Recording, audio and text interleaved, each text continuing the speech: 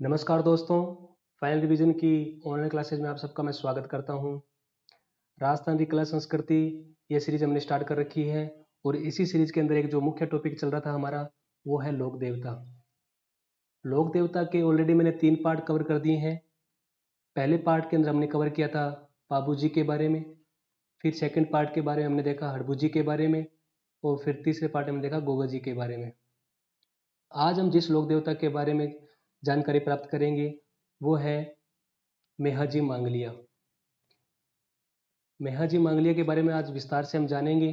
वैसे तो ये बहुत छोटा सा टॉपिक है, मेहाजी मांगलिया के बारे में इतनी विस्तृत जानकारी नहीं मिलती है, फिर भी हम पूरी जितनी उनकी डिटेल्स है उनको कवर करने की कोशिश करेंगे।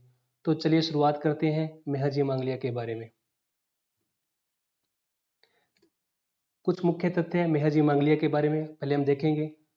इससे पहले कि स्टार्ट करूं तो मैं कुछ बता दूं आपके बारे में, मेहाजी के बारे में। तो मेहाजी का जो जन्म हुआ है वो हुआ है टापू जोधपुर के अंदर, टापू जोधपुर के अंदर। और कुछ जगह इनका उपनाम मिलता है कई बुक्स के अंदर, उज्जवल क्षत्रिय नाम से। उज्जवल क्षत्रिय के नाम से भी ये जाने जाते हैं। ठीक है।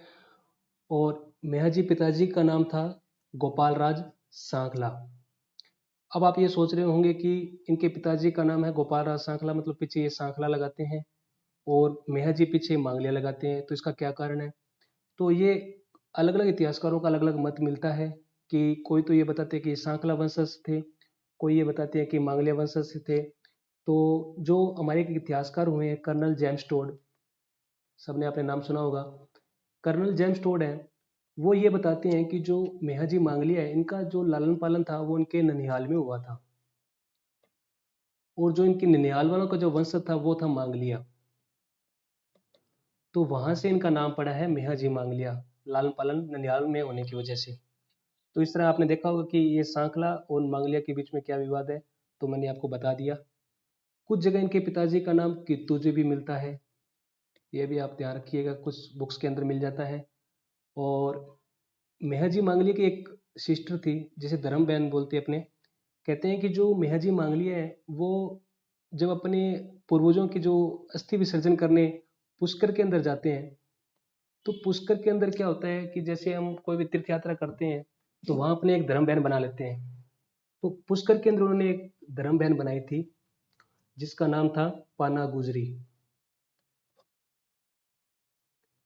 पाना गुजरी इनकी धर्म बहन का नाम है, ये आप जरूर याद रखिएगा, धर्म बहन। बहुत कम बुक्स के अंदर मिलता है ये नाम। तो पाना गुजरी इनकी धर्म बहन थी और पाना गुजरी ने मतलब मेहाजी मांगले ने इनको एक वचन दिया कि आपकी जब भी कोई आप पे कोई संकट होगा तो मैं आपकी रक्षा करने आऊंगा।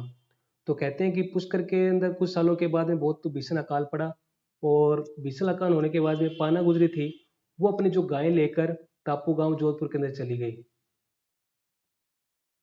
टापू जोधपुर के अंदर जाने के बाद में क्या हुआ कि जो पाना गुजरी की गाय थी वो कहते हैं कि जो जैसलमेर के शासक थे,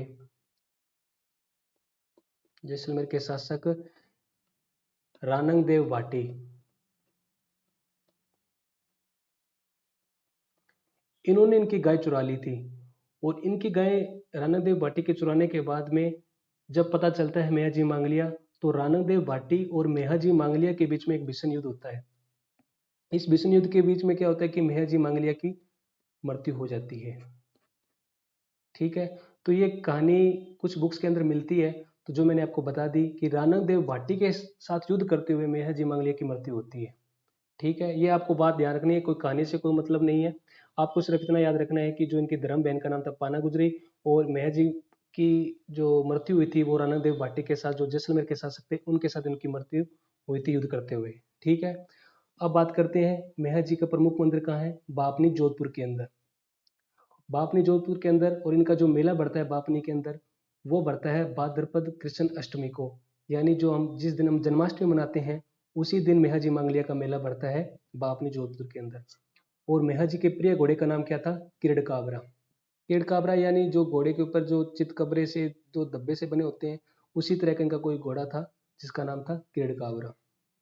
और कुछ चीजें जानते हैं। मेहाजी राठौड़ शासक राव चुंडा के समकालीन थे। चूड़ा के, राव चूड़ा वही है जो राव जोधा जी के पिताजी हैं। राव जोधा के पिताजी कौन थे? राव चूड़ा।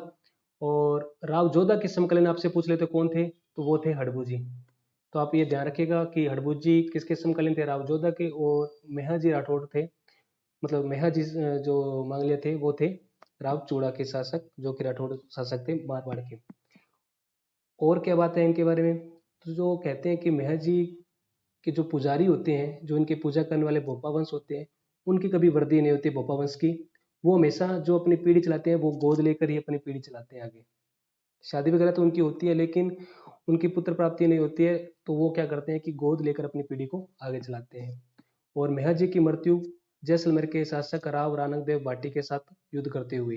ये मैंने आपको बता दिया, इसकी कहानी हमने विस्तृत से जान ली है। और कर्नल टोड का मानना है कि इनका जो लालन पालन है वो ननिहाल में हुआ, इसी कारण उनका मांगलिया गोत्र में हुआ। तो ये भी आप बात याद रखना। तो ये थी मांगलिया जी के बारे में संपूर्ण जानकारी। इतनी ही जानकारी हमें देखने को मिलती है मांगलिया जी के बारे में बुक्स के अंदर। तो मैंने आपको पूरी संपूर्ण जानकारी मेहर जी के बारे में बता दी है। अगर आपको अच्छा लगे वीडियो तो प्लीज़ चैनल को लाइक कीजिए, सब्सक्राइब कीजिए और शेयर कीजिए। तब तक चैनल के साथ बने रहिए। नेक्स्ट सीरीज में आपके लिए रामदेव जी के बारे में लेके आ रहा हूँ जल्द से जल्द। इस तरह हम पूरे लोक देवता को धीरे धीरे कवर करेंगे डिटेल से। धन्यवाद।